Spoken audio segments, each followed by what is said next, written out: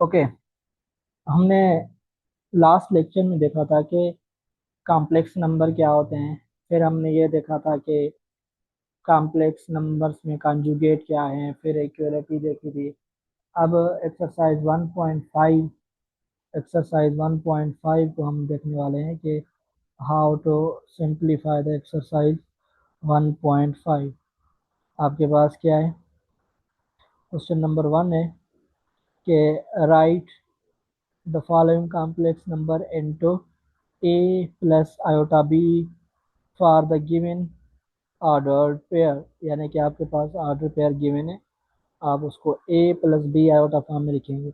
हमने लेक्चर में ये देखा था कि if you have a z is equal a plus B iota है, तो आप इसको लिखते थे कि z is equal A comma B.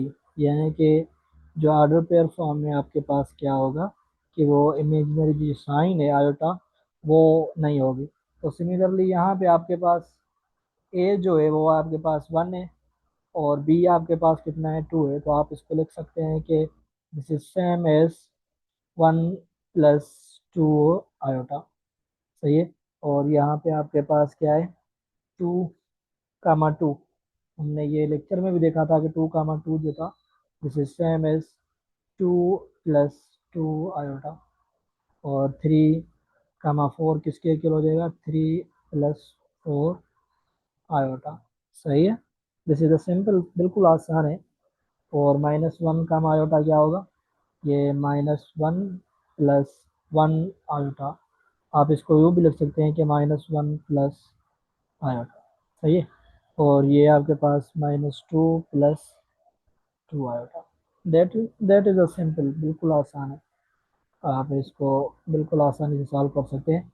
अब ये आपके पास क्या हो जाएगा, -3 प्लस 4 आयोटा। ऐसा कोई भी मुश्किल क्वेश्चन नहीं था इसमें। ओके। अब आते हैं कि क्वेश्चन नंबर 2 है, identify real and imaginary parts of the following complex number.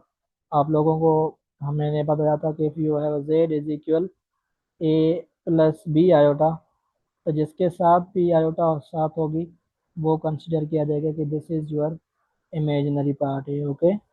और जो जिसके साथ आयोटा नहीं होगी वो आपके पास क्या कंसिडर किया जाएगा, वो आपके पास रियल कंसिडर किया जाएगा। तो यहाँ पे आपके पास जो रियल है, आप इसको रियल ऑफ जेड भी कह सकती हैं, दिस इज योर 1। और यहाँ पे आपके पास इमेजिनरी ऑफ जेड है, वो क्या है, दिस इज 2। तो यहाँ पे 2 आपके पास क्या है, इमेजिनरी पार्ट है। और यहाँ पे आपके पास जो 1 है this is known as real part. तो यहाँ पे अरेंजमेंट का कोई फर्क नहीं होना चाहिए, सिर्फ आप लोगों को ये देखना है कि आयोटा किसके साथ है। तो यहाँ पे आपके पास जो रियल ऑफ जेड है वो क्या है, दिस इज 4। और जो इमेजिनरी ऑफ जेड है वो आपके पास क्या है, आप कह सकते हैं कि 9, क्योंकि 9 के साथ आपके पास क्या है, इमेजिनरी इमेजिनरी साइन है। सही है। अब यहाँ पे देखें कि इसको हम लिख सकते हैं कि दिस इज -5 प्लस 6 आयोटा। तो यहाँ पे आपके पास जो रियल है, रियल ऑफ जेड क्या है, दिस इज -5। और इमेजिनरी क्या हो जाएगा, आप इमेजिनरी ऑफ जेड को कह सकते हैं कि दिस इज 6।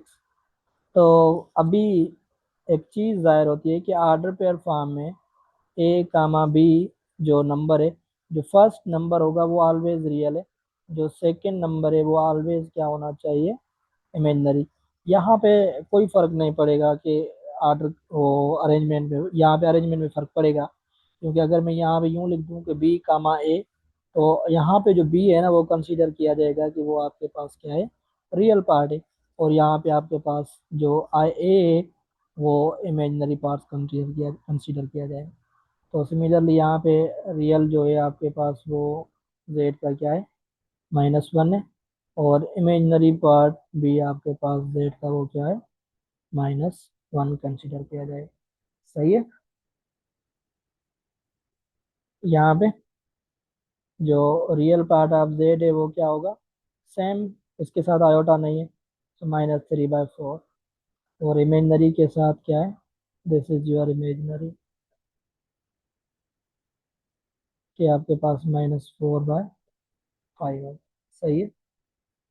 लास्ट पार्ट है, आयोटा टू के साथ है तो रियल आपके पास क्या होगा, रियल ऑफ जेड आपके पास -1 है, और जो इमेजनरी ऑफ जेड है वो आपके पास क्या है, this is 2।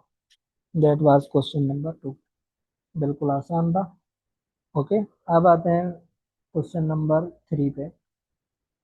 Find the conjugate of the complement. Conjugate में हमने क्या देखा था कि इफ यू हैव जेड बराबर ए प्लस बी आयोटा है, तो उसका जो कॉन्जुगेट होगा सिर्फ इमेजनरी की साइन चेंज करनी है, यानी कि ए माइनस बी आयोटा। अब इसका कॉन्जुगेट क्या होगा, दैट विल बी कंसीडर किया जाएगा 3 माइनस 2 आयोटा। यहाँ पे 2 पॉजिटिव तो माइनस हो जाएगा। और इसको सिंपली मतलब कि सॉल्व करने की कोशिश करें कि सिर्फ साइन किसकी चेंज करनी होती है, इमेजनरी की। और यहाँ पे इमेजनरी ऑर्डर पेयर में सेकंड नंबर जो होता है वो ऑलवेज इमेजनरी कंसीडर किया जाता है। तो आपके पास ये इसके इक्वल हो जाएगा, देख इसका जो कॉन्जुगेट है वो क्या होगा, 4 - 9। सही है। और इसका कॉन्जुगेट क्या होगा, -1 कामा -1।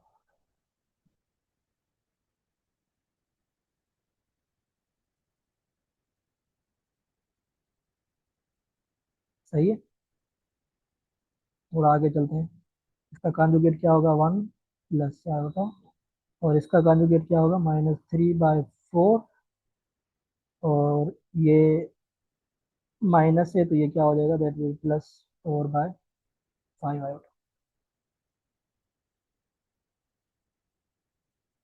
और इसकी साइन क्या होगी, -3 आयोटा +1। इसको आप यूँ भी लिख सकते हैं, +1 -3 आयोटा।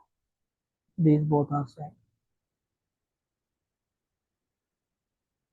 और जो क्वेश्चन नंबर आपके पास 4 है, इट मीन्स कि now you have to find the double conjugate. Double conjugate का मतलब क्या होता है कि जेड कॉन्जुगेट और होल कॉन्जुगेट अगेन आपके पास क्या आना चाहिए, कॉन्जुगेट ही आएगा। तो ये क्या होगा, इसका फर्स्ट कॉन्जुगेट क्या होगा, तो Z1 का फर्स्ट कॉन्जुगेट 4/7 -9/10 आयोटा।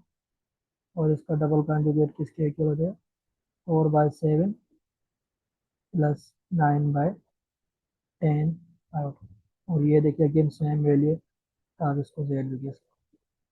और अगेन ये आपके पास क्या होगा, फर्स्ट कॉन्जुगेट -9/11। सही है। इमेजनरी पार्ट ये है तो -10/9 आयोटा। और इसका डबल कॉन्जुगेट क्या होगा, दिस इज सेम, -9/11, और ये +10/9। So this is again a Z.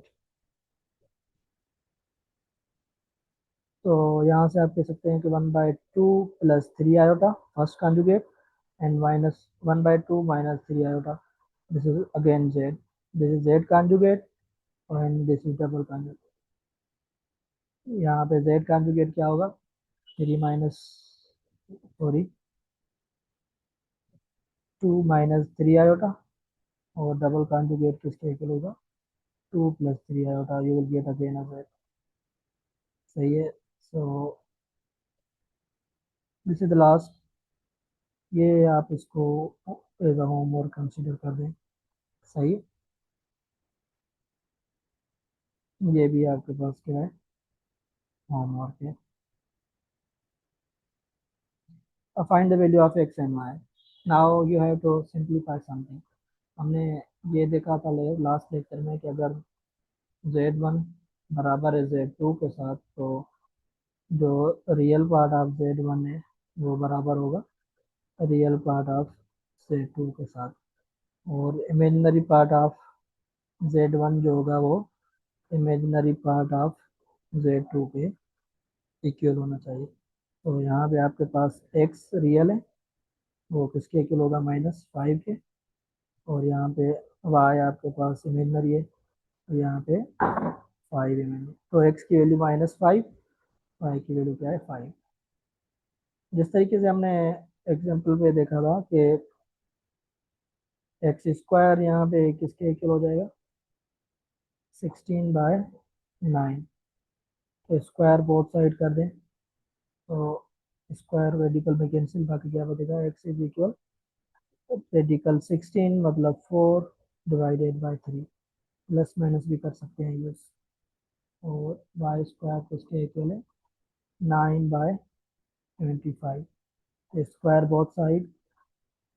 तो इसका मतलब ये होगा कि y की जो वैल्यू है 9 का रेडिकल कितना होगा 3, और 25 का रेडिकल 5। प्लस माइनस भी यूज़ कर सकते हैं या फिर ऐसे ही पॉजिटिव नंबर यूज़ करें, वो आप पे डिपेंड करता है। सही। अब यहाँ पे वाई स्क्वायर किसके इक्वल हो जाएगा, वाई स्क्वायर इज 121। तो why take the radical both side, this implies that y is equal 11, क्योंकि 11 का स्क्वायर रूट प्लस 121 का स्क्वायर रूट 11। सही। और x/3 इज सेम एज 9/5। तो x की वैल्यू क्या होगी, फिर यहाँ पे डिवाइड कर रहा है, इधर जाके क्या करेगा, मल्टीप्लाई। तो x is equal 3 multiply 9 divided by 5, so same as 27 divided bye.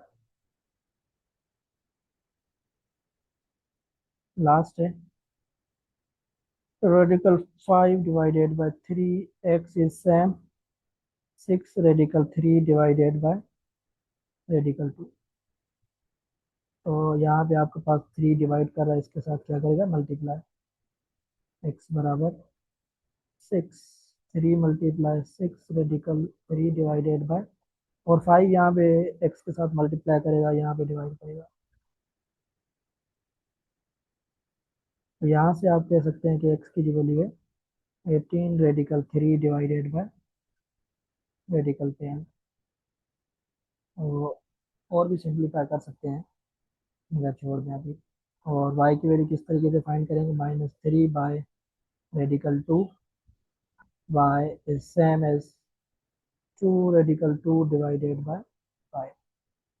तो यहाँ पे रेडिकल 2 डिवाइड कर रहा है, इधर मल्टीप्लाई करेगा, और -3 मल्टीप्लाई कर रहा है, इधर क्या करेगा, डिवाइड करेगा। So radical 2 multiply 2 radical 2 divided by -3 multiply 5। तो y की वैल्यू क्या होगी, 2 multiply 2 radical 2 multiply radical 2 is 2, -15। So 4 divided by -4, y की value -4 divided by. So this is the complete exercise 1.5.